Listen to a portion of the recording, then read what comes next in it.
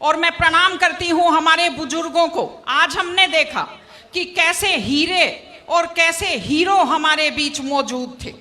मैं प्रणाम करती हूं अपने बुजुर्गों को जिन्होंने हमें मेहनत करने के संस्कार दिए, जिन्होंने निरंतर जूझने के संस्कार दिए, जिसके कारण कारगिल का युद्ध भी हमारे बच्चे जीतते हैं और ओलंपिक में पदक भी हमारे बच्चे जीतते हैं। वैसे आज बहुत सी तारीफें हुई हैं और यहाँ माताएं उपस्थित हैं, युवा उपस्थित हैं। जो 35-38 साल तक के बच्चे हैं वो मेरे बेटों जैसे हैं। तो सबकी माताओं की तरफ से मैं बहुत संक्षेप में छोटी सी बात आपसे अपील करना चाहती हूँ। जो कौम अपनी बड़ाई करती रहती है, अपना आत्मचिंतन नहीं करती, उसकी गति रुक जाती है प्रगति की। पहले भी बात कही गई, लेकिन मैं 3 चीजों की तरफ आपका ध्यान दिलाना चाहती हूँ। हमारी युवा पीढ़ी बड़ी आकर्षित हो रही है। एक नशे की आदत, एक अपराधों की तरफ आकर्षण और एक लापरवाह तेज ड्राइविंग के प्रति आकर्षण। नशे का तो ये हालत है, मैं देखती हूं इसको बुराई नहीं समझते, लोगों ने इसको फैशन समझना शुरू किया है। फेसबुक पर बड़े शान से डालते हैं, भाइयों फलाने भाई के 2 दुकानें निकल गई हैं। तो क्या ये प्रसाद बांटने की बात है? महिलाओं के नाम से लॉटरी डाली एप्लीकेशन लगाते हैं और महिला जो घर की लक्ष्मी होती है उसका नाम बाजार में दारू के ठेके के ऊपर लिख देते हैं। ये ठीक चीज नहीं है। नशा घर को बर्बाद करता है, प्रतिष्ठा को बर्बाद करता है और महिलाएं तो बहुत दुखी हैं इस चीज से। आप कल्पना कीजिए, माँ बाप ये सोचते हैं कि बेटा बड़ा होकर हमारा सहारा बनेगा और वो बेटा दारू के नशे में आंखें तैरती हुई और टल्ले खाता हुआ घर आता है। क्या बीतती होगी माँ बाप के ऊपर। सारे अपराध नशे के कारण होते हैं, सारे एक्सीडेंट नशे के कारण होते हैं। इसलिए इस चीज से दूर रहने की जरूरत है। और मैं आपको साफ साफ कहती हूं, याद रखिए मेरी बात, आपका युवा का सबसे बड़ा दुश्मन वो है जो आदमी पहली बार आपको ये कहता है पी लो बियर दारू नहीं होती, पी लो। बड़े आदमी भी सारे दारू पीते हैं। वो आपका सबसे बड़ा दुश्मन है। चाय की आदत भी छूटनी मुश्किल हो जाती है। दूसरी चीज अपराध।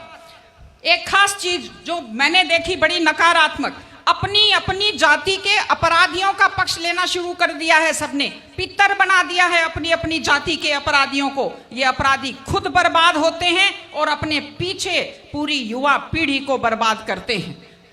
मैं आपको एक उदाहरण देती हूं। एक ऐसे शख्स, एक ऐसे खिलाड़ी दिल्ली के, जिन्हें आज मेडल जीते हुए लोगों की गिनती में होना चाहिए था पहलवानी में, अपराध के कारण आज दिल्ली में जेल की सलाखों के पीछे बैठे हैं। ये हमारे लिए दुख की और शर्म की बात है। और तीसरी चीज तेज ड्राइविंग। 1 लाख युवक, बाकी बड़े उम्र के लोग अलग हैं, 1 लाख युवक जान गंवाते हैं हर साल लापरवाह ड्राइविंग के कारण।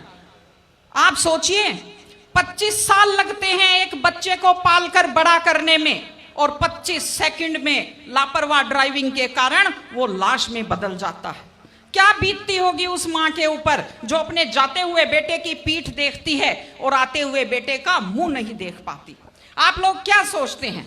अगर आप अपनी पावर दिखाना चाहते हैं तो मिल्खा सिंह की तरह तेज दौड़िए, या कि आप नीरज चोपड़ा की तरह, देवेंद्र झाझड़िया की तरह आप तेज भाला फेंकिए मोटरसाइकिल का कान मरोड़ने में या तेज गति से कार भगाने में कोई बहादुरी नहीं होती। अगर आप सोचते हैं कि आप बड़े हैंडसम और डैशिंग दिखते हैं तेज गाड़ी भगाते हुए, आप डैशिंग हैंडसम नहीं दिखते, आप लापरवाह दिखते हैं, आप बेपरवाह दिखते हैं, आप बेवकूफ दिखते हैं।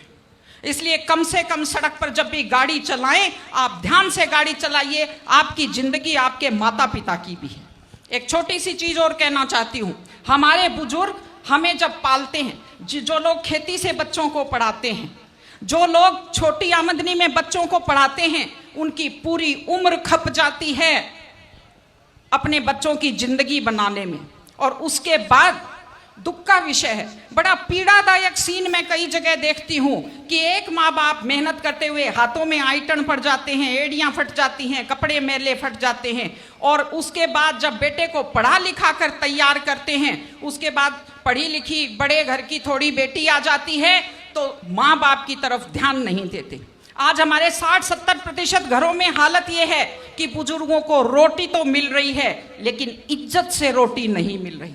इस चीज को बदलने की जरूरत है। माँ बाप, मैं आपसे कहती हूं, जैसी भी परिस्थिति होती है, माता पिता आपको राजकुमार की तरह पालते हैं। आपकी भी ड्यूटी है, जैसी आपकी हैसियत है, बुढ़ापे में उनको बादशाहों की तरह से रखिए, उनकी सेवा कीजिए, उनका सम्मान कीजिए।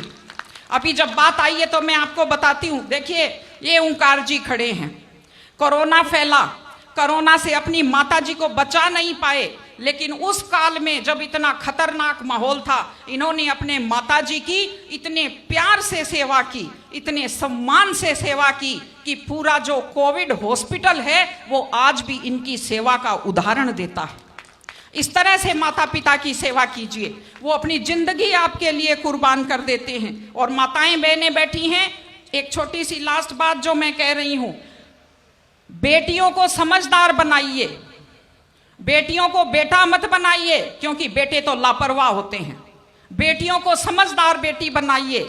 जब वो घर से बाहर जाती है तो उसको समझाइए कि वो साथ अपने घर की इज्जत लेकर के जाती है।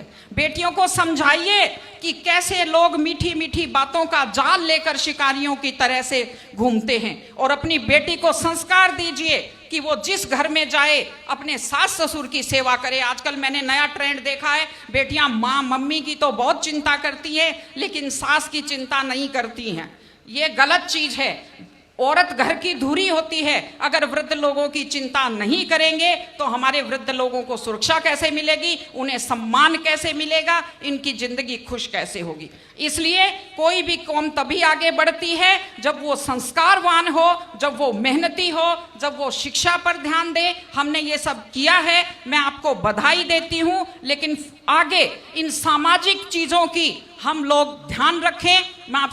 मैं आपको बहुत बहुत शुभकामनाएं देती हूँ। सादी जिंदगी जिए, व्यसन मुक्त जिंदगी जिए, ईमानदारी की और मेहनत की जिंदगी जिए, खुश रहें आप सब लोग। पुनः पुनः मैं ओंकार जी को, उनकी टीम को बधाई देती हूँ। बहुत व्यवस्थित इतना बड़ा आयोजन इन्होंने किया है। तेजाजी महाराज की कृपा से आप सबको ढेर सारी शुभकामनाएं। एक बार मेरे साथ बहुत जोर से बोलेंगे, थोड़ी सुस्ती आ गई है वो भी दूर हो जाएगी। बोलिए तेजाजी महाराज की।